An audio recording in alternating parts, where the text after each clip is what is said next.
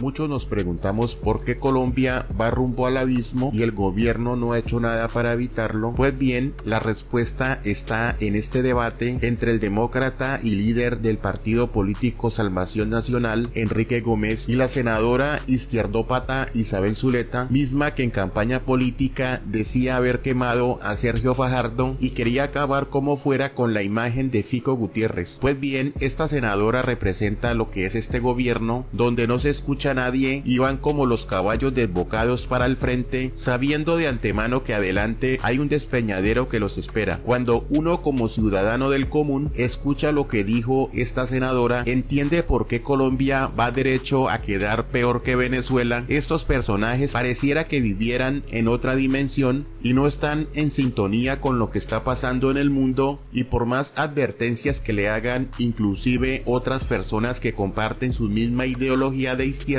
parece que no escuchan, ni oyen, ni ven. Están completamente cegados a una doctrina y a un ideario que acabará con este país sin remedio. Los mercados hablan con verdad y hablan de manera objetiva. Creo que no podemos desconocer esas señales. Están evidenciadas no solo en la terrible devaluación, más de 20% del patrimonio colombiano se ha evaporado en los últimos 70 días, las tasas de interés que le cobran al país a nivel internacional, la imposibilidad de seguir emitiendo títulos de deuda de tesorería, los famosos TES, porque ya no tienen salida ni van a tener recibo en los mercados para el último trimestre del año. Son señales claras de que los mercados internacionales, que han visto cómo se ha destruido Venezuela, Argentina, México, saben que vamos para allá y están reaccionando anticipadamente. Y obviamente el empresariado colombiano ha suspendido sus inversiones, ha frenado completamente sus planes de negocio. Muchos colombianos están preocupados por esa devaluación, están comprando más dólares, lo cual genera nuevas presiones, y todo eso deriva de las malas decisiones y las malas presentaciones propuestas de la administración Petro en estos primeros 75, 76 días. Senadora Isabel Zuleta, ¿usted desde su postura considera que justamente lo que está pasando con el dólar, la devaluación del peso, corresponde a las declaraciones, a todo lo que ha venido pasando con el nuevo gobierno, según lo menciona el presidente del Movimiento Salvación Nacional? Decir que hay una responsabilidad de este gobierno es sencillamente decir que no está pasando nada en el resto del mundo, que el resto del mundo entonces tiene una situación económica distinta de la nuestra, que nuestro país está en un comportamiento contrario o diferente a lo que están viviendo otros países desarrollados y no desarrollados del sur o del norte, pero realmente la situación de lo que se vive hoy en el concierto global es una situación crítica, y es una situación crítica que nosotros tenemos que analizar y prever cómo se comporta en Colombia. Y es cierto, hay unos niveles de especulación muy grandes, hay unos niveles de incertidumbre muy grandes. También a eso se debe la situación que estamos viviendo. Esos niveles de incertidumbre se dan por varias situaciones: la guerra que se está viviendo entre Ucrania y Rusia, la situación que se está viviendo con la crisis climática. ¿Usted qué opina de lo que dice la senadora, que realmente en su exposición habla que todo viene de afuera hacia adentro y que no hay nada de adentro hacia afuera que pueda impactar en la economía? No, yo creo que es completamente falso. Mire, el promedio de las monedas mundiales se ha devaluado al 11% en los últimos 60 días. El peso colombiano se ha devaluado en un 24%, más del doble que el resto de las monedas. Si lo comparamos con nuestros pares de países emergentes en América Latina, vamos al triple de la devaluación de los demás países. De hecho, otros países importantes con los que nos miden los mercados, como Brasil, como Perú, están frenando su proceso de devaluación. Eso singulariza completamente el fenómeno colombiano, y es lógico. Cuando se dice que se va a destruir la industria petrolera, que representa el 50% de las fuentes fiscales de la nación colombiana, es decir, del Estado que dirige Gustavo Petro, pues los mercados se asustan y dicen: pero usted va a quitarse intencional y voluntariamente el 50% de sus ingresos fiscales. Pues la gente no quiere ni cree en ese escenario financiero ni fiscal. Y lo otro es, pues usted coge una economía débil como la nuestra, que sobrevivió con dificultades al COVID, que se estaba recuperando, y le va a imponer una mega reforma tributaria, la reforma tributaria más grande de la historia de Colombia, que sumado los 4 años va a representar 40 puntos del PIB. Pues, ¿qué dicen los mercados? Esa economía se va a ir de narices y va a destruirse a sí misma, y la reacción es esa lógica. Por eso estamos fuera de toda norma en comparación con lo internacional. La pregunta que había en el aire era, ¿por qué no asumir que han pasado situaciones que el mismo ministro de Hacienda le ha tocado salir a rectificar frente a declaraciones de alguna viceministra con el tema de la exploración petrolera?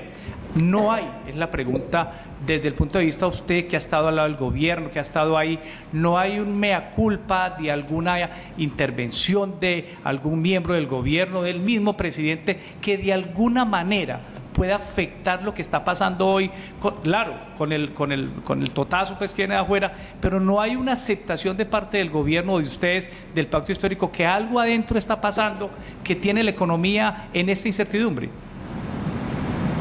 Por supuesto, pero no es un mea culpa, es el reconocimiento. Los mercados no son un ente abstracto.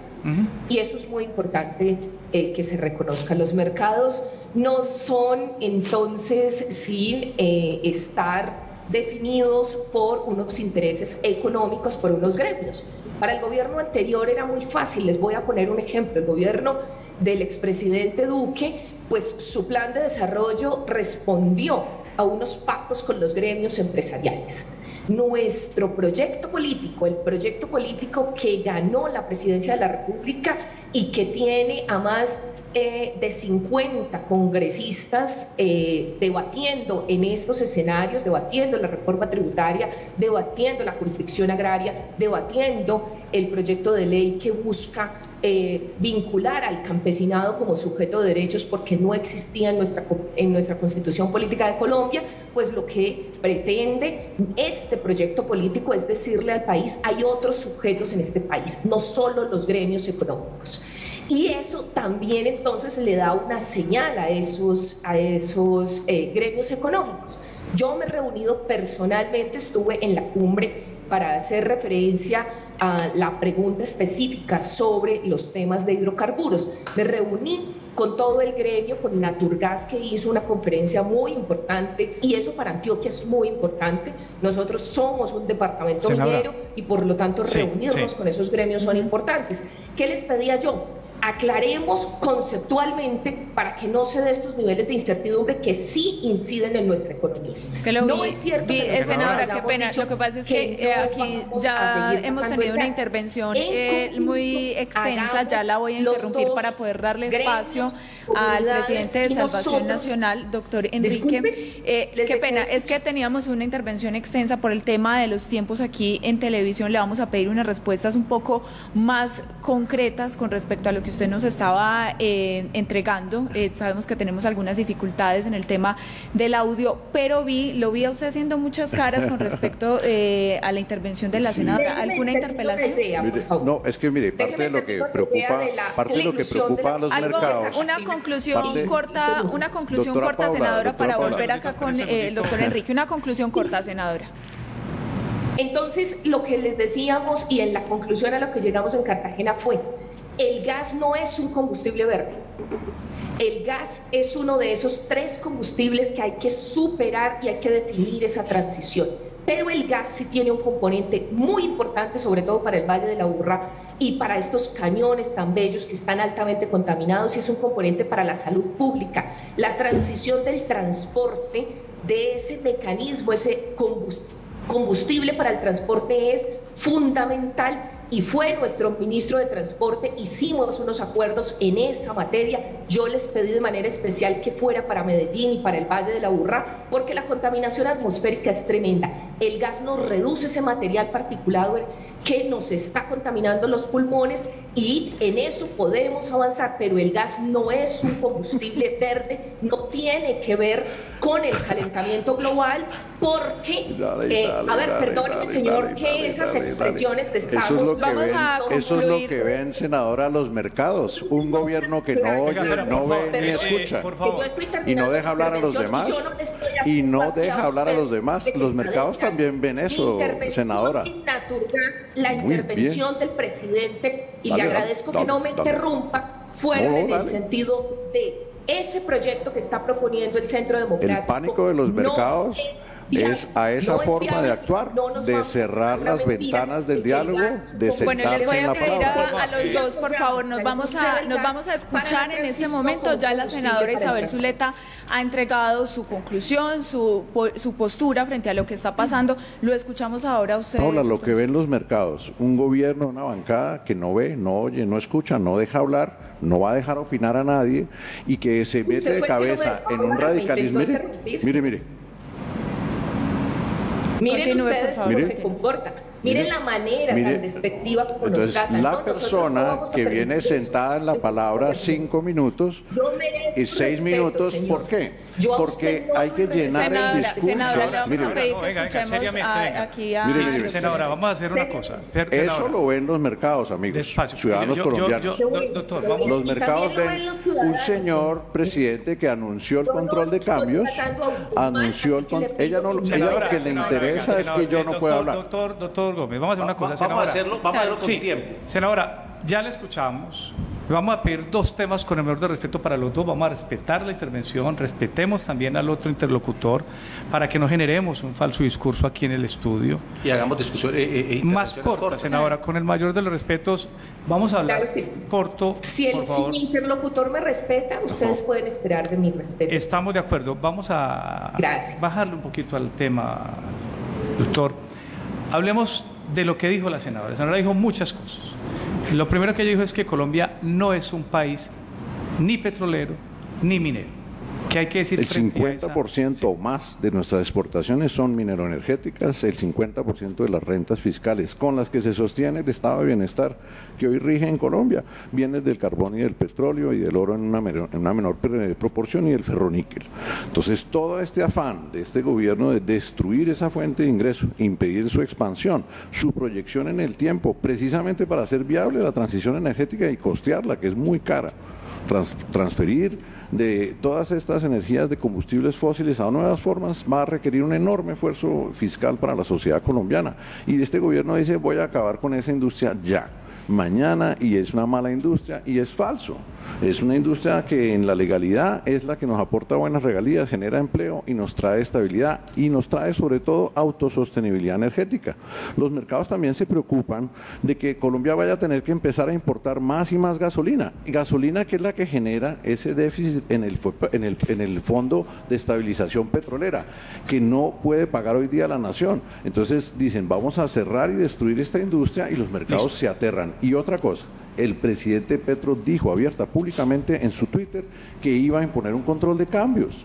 Debe asumir la responsabilidad económica de sus afirmaciones y llenar el ancho de banda, como lo hace la senadora, sin dejar hablar a los demás, llenando el discurso y con retórica una realidad.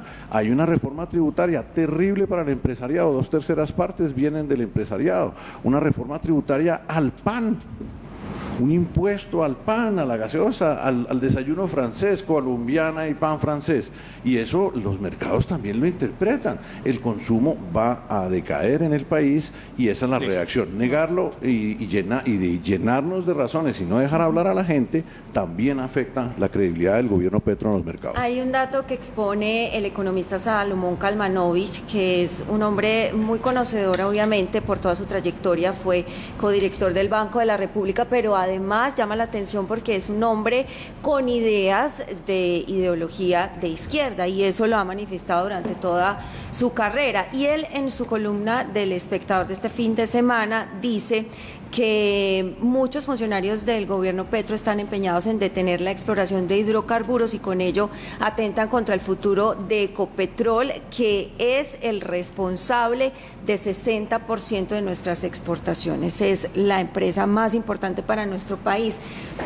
Senadora, ¿qué tan sintonizado está ese discurso del gobierno con las reales necesidades de lo que está pasando en este sector minero energético? Ya vimos que la ministra Irene Vélez de alguna manera está empezando a moderar su discurso, pero vemos que desde el Senado pues hay voces como la suya aún muy extremistas frente a lo que podría pasar con este sector, voces que como la suya pues dicen que no somos un país petrolero cuando las cifras pues demuestran lo contrario, senadora.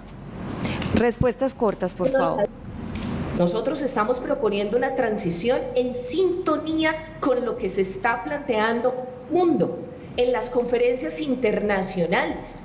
Lo que le está pidiendo sectores que representa mi interlocutor es quedémonos rezagados, no hagamos absolutamente nada. La industria petrolera está en caída en el planeta Tierra, no en Colombia.